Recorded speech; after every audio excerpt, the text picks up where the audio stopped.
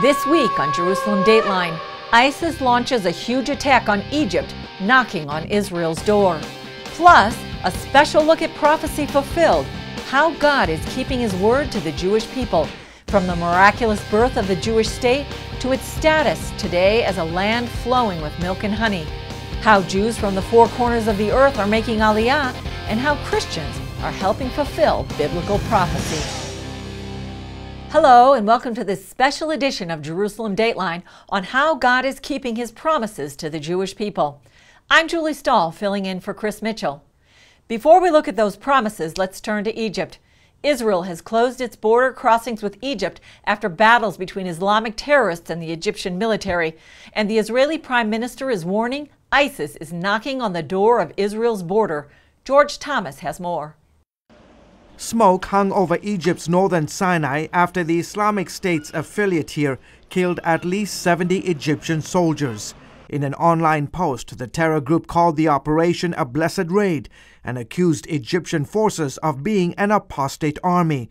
The Egyptian army countered with multiple airstrikes, claiming to have killed more than 100 militants. But a former Israeli ambassador to Egypt says the Egyptian military response showed a huge intelligence failure and a lack of military expertise. I think now we understand the Egyptian army is incapable of fighting strongly against guerrilla tactics. They need some help, some assistance, and it can come only from the United States. And as we know, Obama has refused to do it. Islamic terrorists have killed hundreds of security forces since the Egyptian army toppled Islamist President Mohamed Morsi in 2013. Egypt is the anchor, the basis of the Middle East, and if Obama's administration doesn't understand it, we are in trouble. Egypt is in trouble, Israel is also in trouble, and Europe is in trouble. Meanwhile, Israel is watching the developments closely. It shares a border in the Sinai Peninsula and it has closed its two border crossings with Egypt. Prime Minister Benjamin Netanyahu warned his countrymen that terrorism is knocking at our borders. We see ISIS at the gates, across the border in the Golan, across the border in Egypt. George Thomas, CBN News. Thousands of years ago, the prophet Amos told of a time when the God of Israel would bring His people back to the land of Israel. He promised to plant them and never again scatter them. The whole world saw this miracle take place when Israel declared its independence in 1948. Chris Mitchell takes us to the heart of Tel Aviv, where it all started.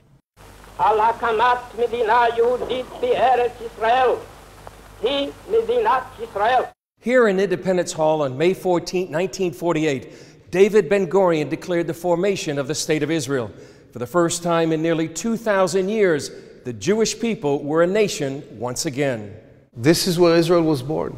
When people come here, they are astonished to see this place. Most of the people that visit here, their first reaction is, "This is it? That's all you have here?" Ben-Gurion and his team looked for an inconspicuous place to declare statehood. At the time, Independence Hall, one of the first buildings in Tel Aviv, was an art gallery. During a 1978 renovation, the decision was made to take the building back to its original look at the time of the declaration.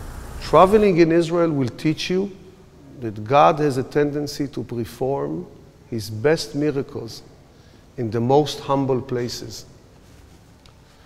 This place is one of those places. According to Isaac Dror, who heads education at the hall, the establishment of Israel shook the world and became a haven for the Jewish people. How many people prayed for it every day when the Jews said next year in Jerusalem and next year in Jerusalem? That's what they meant. When Israel declared its independence, dancing filled the streets. But the celebration was short-lived. The very next day, armies of 5 Arab nations invaded the newborn state. When it comes to the story of the War of Independence, we don't have many answers there. Very hard for us to explain. Call it a miracle, call it whatever you want, but we are here. 130,000 people visit this tiny hall each year to hear about the miracle of Israel, including tourists like this group from Massachusetts. I didn't expect it to be so moving. My whole life, Israel has always been here. So I think in some ways took it for granted. And now I, felt like I was here that day. After 2,000 years of wandering and persecution, for Jews to have their own state really has to be a miracle. Across the street is this monument with a scripture from Jeremiah. Again I will build you, and you shall be rebuilt, O Virgin of Israel. Surrounded by skyscrapers and a new generation visiting the hall, it's testament to God's faithfulness to His promise to build and rebuild the Jewish state and its people. Chris Mitchell, CBN News, at Independence Hall in Tel Aviv, Israel. Decades before modern Israel was declared a nation, the great powers of the day gathered in San Remo, Italy, and signed a treaty establishing a Jewish homeland. Even today, it remains one of the most important documents for the entire Middle East. It happened on April 25, 1920. Representatives of the great powers who triumphed in World War I met in the Italian town of San Remo to divide the Middle Eastern lands they conquered. France would oversee Syria, while Iraq and Palestine fell under Great Britain.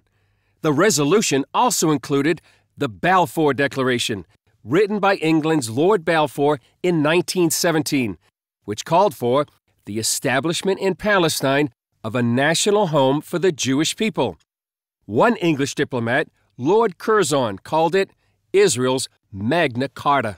Thomas Sandel of the European Coalition of Israel helped organize the 90th anniversary of the signing of the San Remo Resolution. Chaim Weizmann said at the time, you can say that the Israeli state was born on the 25th of April 1920 in San Remo, because that was the significance of it. Howard Grief, author of The Legal Foundation and Borders of Israel under International Law, says the resolution established several precedents. The Arabs got the lion's share. I mean, they got Syria, which was subsequently divided into Syria and Lebanon. They got all of Mesopotamia and all of Arabia. And this is what Balfour himself said. He said, why are you complaining? You're getting all these lands, and we're granting a niche. He called it a niche to the Jewish people who were getting at Palestine. But what about those contested Israeli settlements in the West Bank? Many people, including the current Secretary General of the UN, say they are illegal. Settlements are covered in Article 6 of the Mandate for Palestine, again, the legal international document of the Mandate for Palestine, and clearly says that not only the Jews have the right to settlement, that the world has the obligation to help them. This legal right of Jews to build in the West Bank or East Jerusalem is little understood in the world today. It's a situation that Thomas Sandel hopes to remedy. We feel that we have a historical duty to just bring the facts on the table, because we are here dealing with historical facts. And this should be known, this should be taken into consideration in the public debate. Chris Mitchell, CBN News, San Remo, Italy. 3,000 years ago, King David purchased the land on which 2 consecutive Jewish temples were built, the Temple Mount in Jerusalem. And although God said His house would be a house of prayer for all nations, not everyone can pray there. Let's take a look at the controversy that won't go away. Muslims call it Haram al-Sharif, the noble sanctuary in Arabic. Al-Aqsa, which includes the mosque and the entire compound, is the 3rd holiest site in Islam. Muslims claim only they are allowed to pray there. Muslims have to pray, but others, Christians and Jews, they can visit, just visit. Not to make pray inside. For Jews, the Temple Mount is the most sacred place. 2 Jewish temples stood here during Bible times. Jesus visited, preached, and worshipped at the Second Temple, yet Muslims deny it ever existed. Archaeology backs up the Bible, which says it's our holiest place. It's the center. From the beginning of the Jewish people, many think from the beginning of the world, it's the center. For years, rabbis said it was forbidden for Jews to even set foot there, let alone pray in the Temple Mount, because it was too holy. Now more and more religious and non-religious Jews want their rights to this most holy place. Linda Olmert is part of Halima, the Initiative for Jewish Freedom on the Temple Mount. Because we want freedom for everybody to pray on the Temple Mount. Isaiah says it will be a place for all nations. Since the 1967 Six-Day War, Jordan has kept religious control over the Temple Mount.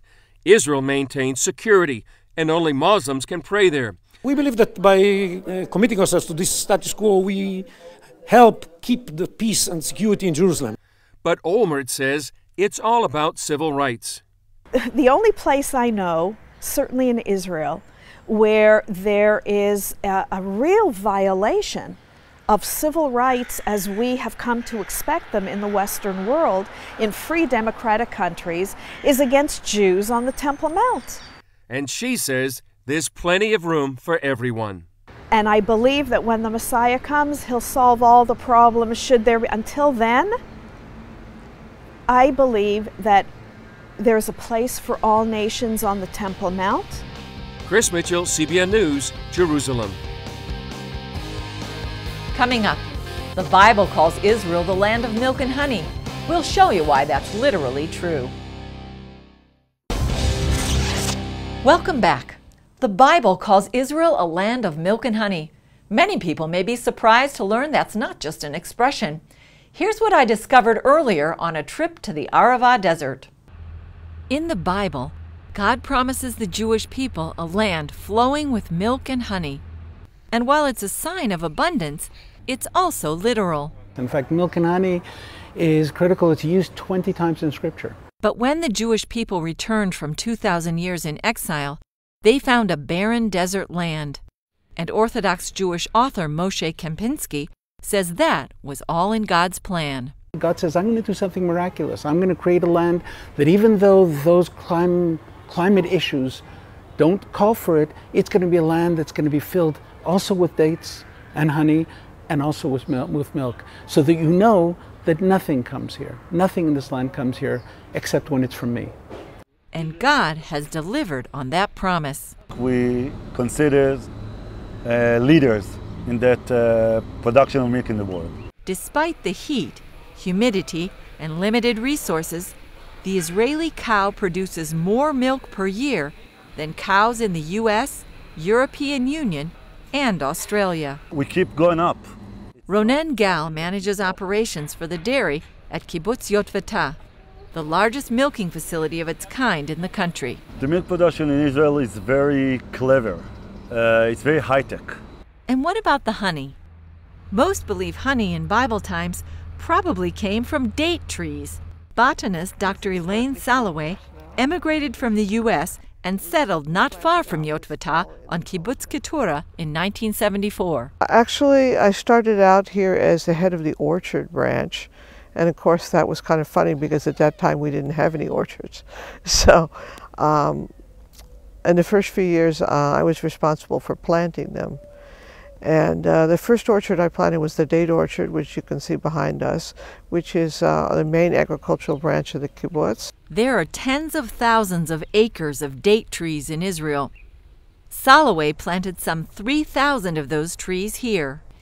This date orchard is here at Kibbutz Keturah in the Arava Desert. Each one of these trees produces about 350 pounds of dates a year. Salaway even managed to sprout a 2,000-year-old date seed found by archaeologists years ago at Masada. Nicknamed Methuselah, the tree is now 5 years old. Dates and palms were important in the scriptures, and dates from this area were known throughout the ancient world. The Romans had nothing nice to say about the Jews, except that they had good dates. And their emperors actually used to order Judean dates to eat. And there were some very, very good date varieties in that day. They were famous through the known world. Today, Israel's dates are still famous throughout the world. Israel exports some 12,000 tons of dates each year to 20 countries. Now, Salaway is going beyond dates to grow other life in the desert. I'm looking for trees that love to live in the desert, that rejoice to live in the desert, not the ones I have to keep on life support. She found clues in the Bible. Well, the biblical trees, if they grew here in the old days, why shouldn't they grow here now? We reintroduced frankincense and myrrh, which had probably been introduced at the time of King Solomon. According to what we can tell from folk tales and from the Bible, there was already an incense and a medicinal tree being cultivated here called the balm of Gilead. The frankincense and myrrh brought to Jesus were probably in crystal form like this. According to Kempinski, the revival of trees in the land is the first sign of redemption. Ezekiel 36 says, "Mountains, shoot forth your branches, give forth your fruit, because my children are coming home."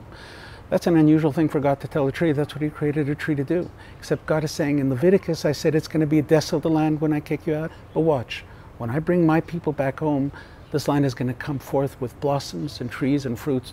So, he says, every date you eat and every glass of milk you drink here is like prophecy being fulfilled. Up next, God promised to gather the Jews from the four corners of the earth. Today, thousands are fulfilling that prophecy every year. Welcome back to Jerusalem Dateline. In the book of Isaiah, God promises to bring back his children from the four corners of the earth. Members of one lost tribe have been coming home to Israel in waves over the past few years. Chris Mitchell was at Israel's Ben Gurion Airport when more than 50 members of the B'nai Menashe tribe made history. Their arrival was tearful and emotional. I feel like I'm home. I feel so excited, I feel so overwhelmed. I'm extremely unexplainable, you know, like deep in my heart. I feel like crying. And this group is just the first of a long-awaited migration. Nearly 2,000 tribe members live in Israel, but 5 years ago the government stopped their return. Now a recent decision permits all the B'nai Menashe, about 7,000, to return. The 10 tribes may have been lost to us for many centuries, but they were never lost in terms of their identity. Michael Freund of Shavei Israel worked for years to help bring about this moment. He believes the B'nai Menashe return fulfills biblical prophecy. The prophet Isaiah says, Al tira ki idcha ani, fear not, for I am with you, God says. Mimizrach avi zarecha, from the east I will bring your descendants, These are the descendants of Israel, and they are coming back from the east. It is as if the headline of today was written by Isaiah the prophet 25 or 2,600 years ago. The Assyrian Empire exiled the tribe of Manasseh almost 3,000 years ago. Although they settled in northeast India, tribe members kept their Jewish roots for more than 2,000 years. Several Christian organizations helped bring them home. And in fact, the Hebrew prophet said when God gathered his Jewish people back from all the ends of the earth in the last days, that there would be Gentiles helping and bringing them back. God said, I'll beckon to the Gentiles. And so we have this invitation from God himself to be involved in this aliyah.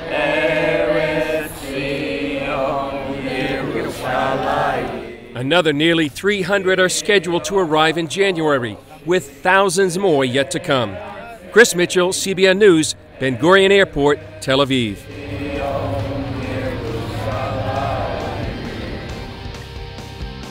Coming up, see how Christians are helping fulfill Bible prophecy by helping Jewish farmers bring in the harvest. Finally today, hundreds of Christians travel to Israel each year to help farmers harvest their crops. This additional help is not only appreciated, it also fulfills Bible prophecy. These Christians help bring in the grape harvest for Israeli farmers. They're part of a group called HaYovel. That's Hebrew for Jubilee. We're a group of Christian volunteers from America and from Canada and from all over the world who have come to help the Jewish people, specifically in Samaria and Judea, usually referred to as the West Bank. This vineyard is in Ophrah, not far from biblical Shiloh. More than 300 volunteers worked 30,000 man-hours to bring in nearly 400 tons of grapes across Judea and Samaria over the last 3 months. You get to see the thankfulness on the owners' faces when you help them out. Zach Waller directs HaYovel. His parents came up with the idea as a way to serve Israel about 9 years ago. They hoped actions would speak louder than words to help repair relations between Jews and Christians caused by 2,000 years of persecution. Dad said, hey, this is an opportunity that we have as believers in Yeshua, Messiah, that we can come in and serve and try to restore this relationship. Then they discovered they were actually fulfilling Bible prophecy mentioned in Jeremiah 31:5, which says, "You shall yet plant vines on the mountains of Samaria," and Isaiah 61:5, which says, "The sons of foreigners shall be your plowmen and your vine dressers." You will see nations coming to the land, working in the vines, helping the Jewish people. It says in the Bible, it's happening. Local Jewish resident Aaron Lipkin sees the Christian love as a healing ointment. Everything that is happening here is a big miracle. It's part of a process called redemption. Team leader David Johnson oversees about 30 volunteers. This is the third season here for him and his wife. We have a heart for the Jewish people settling the land of Israel, and it's a heart that we've been given by our Messiah, and we're here to help them. I'm happy very much because when we walk, we sing, we see the man is very, very happy. Rick Pauls feels so strongly about the work that he brought his wife and 5 children to pick grapes for a second year. We feel very protected by God and by the Israeli securities. It's amazing to be here because as you read the scriptures here in this place, it just comes alive. His wife Karen calls it an opportunity to give, but the biggest impact was just meeting the Jewish people. Their faith is absolutely unbelievable. No one has been untouched by something pretty intense in their life. I mean, it's not for fame or glory. It's hard, and they just believe in the promises of God. I mean, just being here is just blown me away, just being able to serve the Jewish people to enhance his kingdom here on earth. Chris Mitchell, CBN News, Ofra, Samaria. That's it for this week. We hope you've been inspired by seeing how God is fulfilling his ancient promises to the Jewish people, and how the one who keeps Israel neither slumbers nor sleeps. We'll see you next time on Jerusalem Dateline.